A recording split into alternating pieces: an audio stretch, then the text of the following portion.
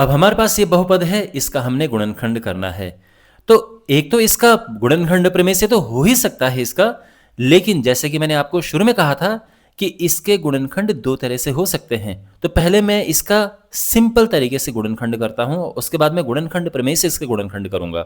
Okay, तो सबसे पहले इसके गुणनखंड सिंपल तरीके से करते हैं, क्योंकि बहुत ही डायरेक्ट हो जाएगा। अगर हम यहाँ पे ग्रुप बनाएं इनके, तो पहले ग्रुप में से क्या कॉमन है, आप देख सकते हैं यहाँ वाई स्क्वायर कॉमन है इन दोनों में से। इसमें से वाई स्क्वायर बाहर आया तो 2y बचेगा, और यहाँ वाई स्क्वायर बाहर आएगा तो 1 बचेगा। ठीक है, यहाँ तक समझ आ गया।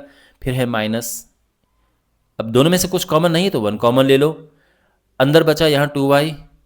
और देखो माइनस बाहर लेते हैं तो चिन्ह बदल जाता है, ये माइनस का प्लस हो जाएगा ये।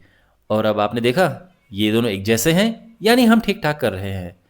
तो 2y प्लस 1 ये, और ये वाई स्क्वायर, यानी जो दोनों में है वो अलग ले लिया हमने, फिर ये बचा माइनस ये। ओके, और अब क्या करना है इसका, ये आगे इसका गुणनखंड हो सकता है। क्यों? क्योंकि एक को एक स्क्वायर 1 स्क्वायर हम लिख सकते हैं, और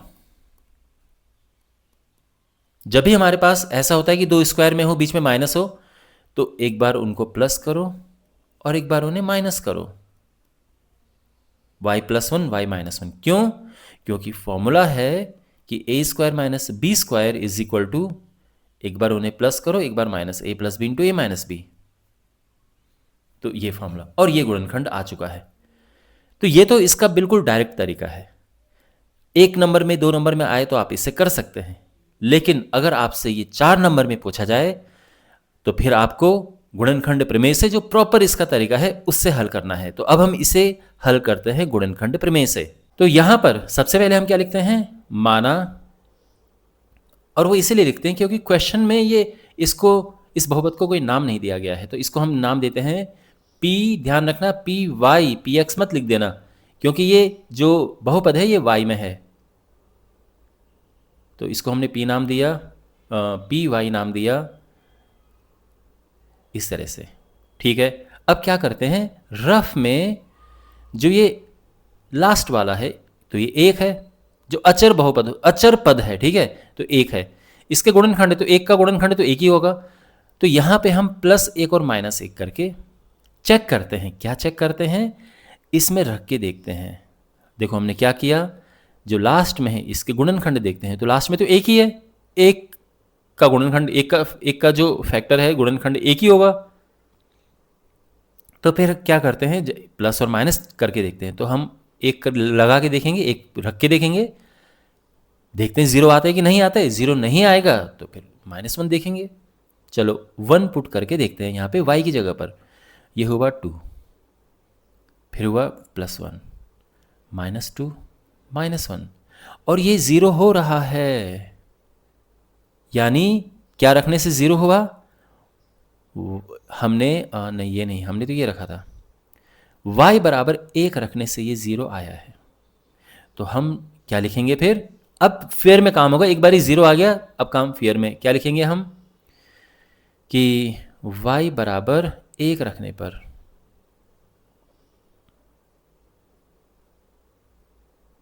तो y बराबर 1 रखेंगे तो क्या होगा, क्योंकि हमने यहाँ पे करके दिखाना है, ये तो रफ का काम है, ठीक है, रफ में एक एक करके चेक करते हैं और ये देखते हैं 0 कब आ रहा है। अब 0 तो पहले में ही आ गया तो अच्छी बात है। तो हमने क्या करना है, y की जगह पर 1 रखना है।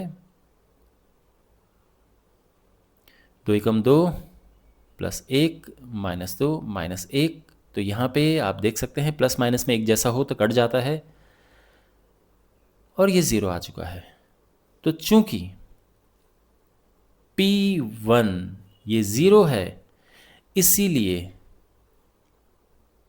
y -1, ध्यान रखना ये इधर जाएगा, फिर इधर जाएगा तो y -1 हो जाएगा, इसीलिए y -1 py का एक गुणनखंड है। और ये गुणनखंड किससे है, गुणनखंड प्रमेय से। तो ये हो चुका है, ये गुणनखंड, इसका एक गुणनखंड आ चुका है, अभी और आएगा। अब क्या करते हैं, अब जब जो गुणनखंड आ गया है उससे जो हमारा बहुपद है यानी जो क्वेश्चन में दिया है उसको भाग देते हैं। तो हमने क्या करना है, देखो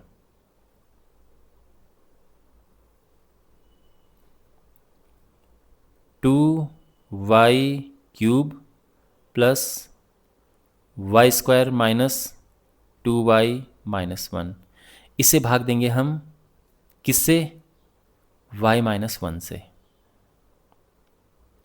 ठीक है ना, तो जो हमारा गुणनखंड आए उसे भाग देंगे। चलिए देते हैं। तो भाग कैसे देते हैं, हमेशा की तरह इसे देखो, ये जो पहला है और इसे देखो, इसमें क्या गुणा करें कि ये आ जाए।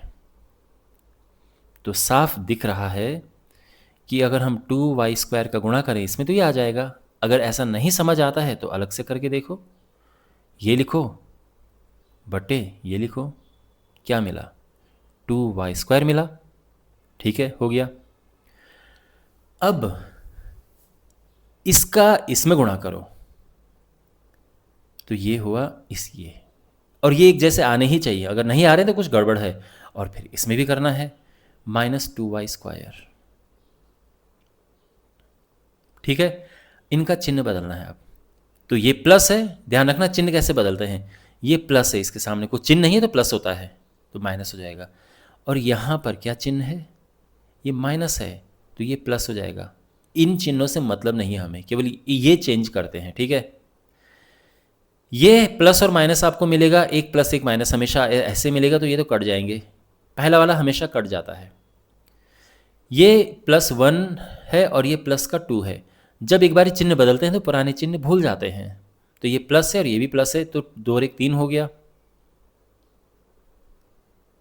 और ये भी नीचे उतार देंगे हम 2y-1। ओके, अब फिर से वही प्रक्रिया कि ये पहला देखो और ये पहला देखो, इसमें क्या गुणा करें कि ये आ जाए। तो यहाँ पर गुणा करेंगे हम +3y का, है ना, नहीं तो आप अलग से करके देख लो। ये लिखो बटे ये लिखो y, आएगा 3y। चलो ठीक है, और ये लिखा हमने 3y, इसका इसमें गुणा करो तो ये आएगा बिल्कुल एक जैसा, जो कि आना भी चाहिए। और फिर इसमें गुणा करेंगे हम तो ये -3y, चिन्ह बदलेंगे, प्लस का माइनस और माइनस का प्लस हुआ। और ये हमेशा की तरह कट जाएगा पहला वाला। अब देखो ये है -2 और ये है +3, तो 3 में से 2 गया, 1 बचा, हो गया। और ये बाकी एज इट इज़ उतार दो, है ना। फिर ये पहला और ये पहला देखो, इसमें क्या गुणा करें y में कि y आ जाए, तो ये तो बहुत सिंपल है। 1 की इसमें गुणा करेंगे ये आएगा, इसमें गुणा करेंगे ये ऐसा आएगा, चिन्ह बदलेंगे, प्लस का माइनस, माइनस का प्लस, और ये आप देख सकते हैं कट गया है, यानी पूरा भाग हम दे चुके हैं।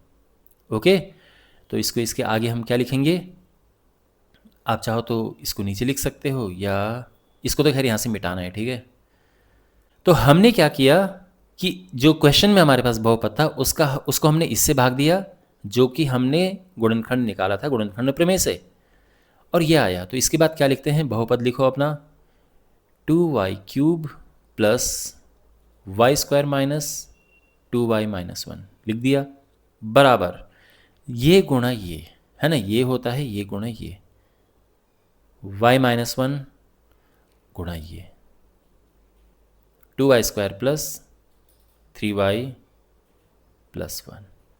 ठीक है, इतना समझ आ गया, बिल्कुल होता है ना, ये हम लिखते हैं ये गुणा ये। तो अब आगे देखो, यहाँ पे हम इसका गुणा करते हैं मध्यपद विभाजन विधि से। तो क्या करेंगे हम, यहाँ पे कैसे करते हैं, इसका और इसका पहले आपस में गुणा करो, 2 एकम 2, 2 आया। इसके ऐसे गुणनखंड करो जिसको जोड़ के 3 आए, तो 2 एकम 2, 2 एकम 2, 2 और 1 याद रखना। ठीक है, 2 और 1 गुणा करके देखो, पहले इनका गुणा किया 2 आया, 2 एकम 2। देखो जब यहाँ पे कुछ लिखा नहीं होता है तो गुणा करने की ज़रूरत नहीं पड़ती है, लेकिन यहाँ पे लिखा है तो इसका और इसका गुणा करेंगे हम, तो ये आया 2, और 2 के गुणनखंड करेंगे हम तो 2 गुणा 1 होगा, और ऐसे गुणनखंड जिसको जोड़ के 3 आए तो 2 और 1 3 आ रहा है, तो परफेक्ट है। अब यहाँ पर ये होगा 2y² इसको हमने विभाजित करना है, यानी स्प्लिट करना है। तो 2y हुआ और 1y, है ना, 2 और 1 निकाला था ना हमने, ये हो गया +1।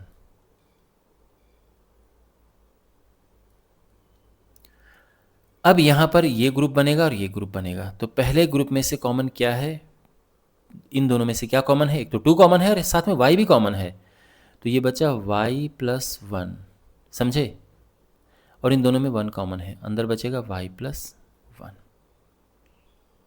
ठीक, दोनों में क्या है, y + 1 y + 1, दोनों एक जैसे आ रहे हैं, यानी हम ठीक ठाक कर रहे हैं। ये हुआ, जो एक जैसे हैं वो कॉमन ले लो, और यहाँ बचा 2y और यहाँ बचा 1, और ये इसके गुणनखंड हो चुके हैं। ओके, ये हमारा आंसर आ चुका है। आई होप आपको समझ आया होगा अच्छे से ये सॉल्यूशन। इस चैनल को सब्सक्राइब करें, वीडियो को अपने दोस्तों के साथ शेयर करें। मिलते हैं अगले वीडियो में, टेक केयर।